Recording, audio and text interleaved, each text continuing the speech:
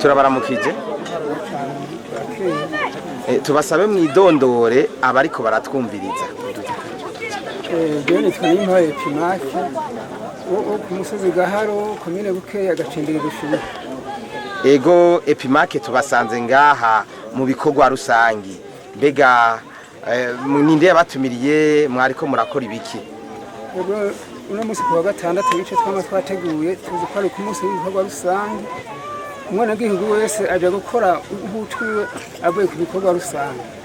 Ngiyo ntuze nyakubahwa konseye wacu arashobora kuja nko muri komine bakamubwira ati tuzosibura amabarabara ahana akari mu ibarabara irigi imigenderanire canke barujora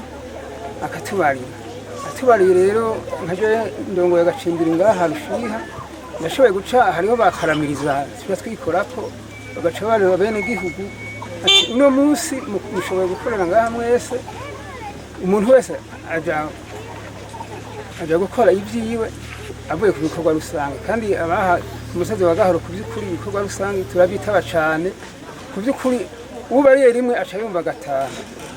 Ego mbega akamaro k'ibikorwa rusangi nakahe?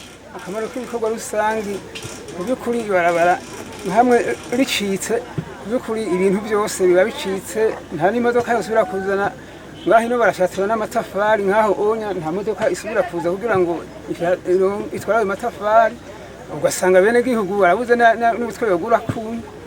Ego mu misi heze twarabonye aho inkombe zahora zikorokera mu mabarabara bikagorana kuyasibura.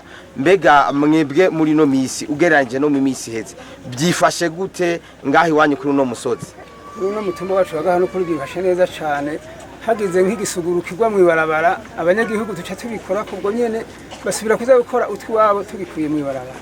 Ego muri iki gihe no mu gihe giheze ni hehe harakunguko kwitunganywa neza ry'amabarabara wowe urabona yuko uri umukurambere ni ikihe wotubwira ugereranije no kungene byari bimeze mu myaka yahera?